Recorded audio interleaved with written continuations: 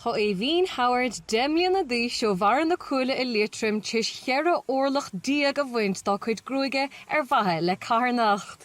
Bhí fun arm carú le páistí eile agus bhí fun arm carú lena agus Rapunzel Foundation. Móchíim sásta agus brodúil inis.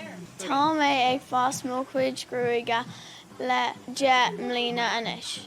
Seolaí mé mó cuid Gruaige chuig Rapunzel Foundation agus Jean for fóilt Gruaige G. Ní dhéanaí mé arís is leor amháin. Is Charthanacht iad an Rapunzel Foundation a chrothíonn foltacha bréige Gruaige de lenaí óga, agus is ospí siad lára linn a dhéiríonn ar chóram lenaí.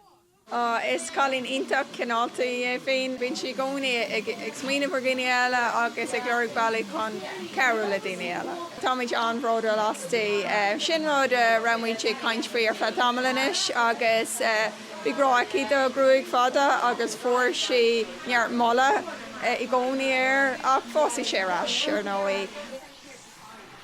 Tá íocht díanta ag éhín ar summa Charthanachta agus na hospíise agus súlacha daine eile is spreaga eile héad I dhéanamh Róisín cailín Nuacht Cúla4 Chora Drom a Róisc.